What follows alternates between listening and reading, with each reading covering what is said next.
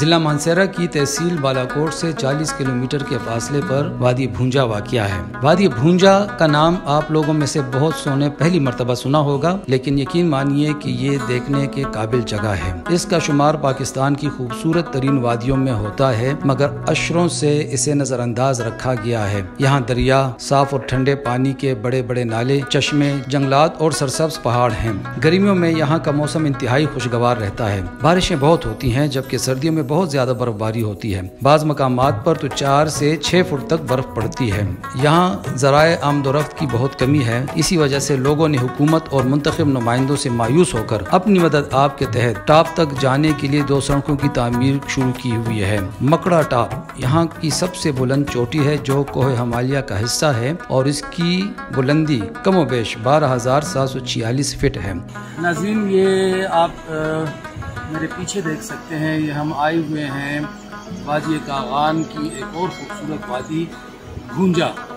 نام اگرچہ آپ کو بڑا نامعلوم سا لگے گا، لیکن یہ بھونجا ویلی ہے اور یہ بہت ہی خوبصورت جگہ ہے۔ پہلی مرتبہ جو بھی آئے گا راستے کی تکلیف اسے پریشان تو کرے گی، لیکن وہ جب اس ویلی میں داخل ہوتا ہے تو وہ اپنے آپ کو ایک نئی دنیا میں محسوس کرتا ہے۔ اس ویلی میں یہ ایک خوبی ہے، یہ کشش ہے کہ دیگر کئی نئی ویلیز کی نسبت یہ بہت ہی کامیابی کے ساتھ، تیزی کے ساتھ ٹورسٹ کو اپنی طرف اٹریکٹ کر سکتی ہے۔ معمولی توجہ دینے کی صورت میں وادی بھونجا سیاحوں کا مرکز بن سکتی ہے، کیونکہ یہ وادی دیگر نئی وادیوں کی نسبت سیاحوں کے لیے زیادہ کشش رکھتی ہے۔ مکڑا ٹاپ جانے کی خواہش ہر سیاح کی ہوا کرتی ہے، اس لیے اگر حکومت تھوڑی سی توجہ دے تو اس راستے سے سینکڑوں سیاح پھر مکڑا ٹاپ تک بآسانی جا سکتے ہیں۔ یہاں سیاحت کے فروغ کے ان گنت مواقع موجود ہیں۔ مقامی لوگوں کے مطابق اگر حکومت دیگر نئی وادیوں کی طرح یہاں بھی منتخب مقامات پر کیمپنگ پارکس لگائے تو بڑی تعداد میں اس علاقے کو سیاحوں کا مرکز بنایا جا سکتا ہے، جس سے علاقے میں روزگار کے مواقع پیدا ہو سکیں گے۔ اسی طرح یہ بھی مقامی نوجوانوں کی خواہش ہے یہاں پر پیرا گلائیڈنگ کے لیے موزوں مقامات موجود ہیں، ان سے استفادہ کیا جائے۔ محکمہ جنگلات کے تعاون سے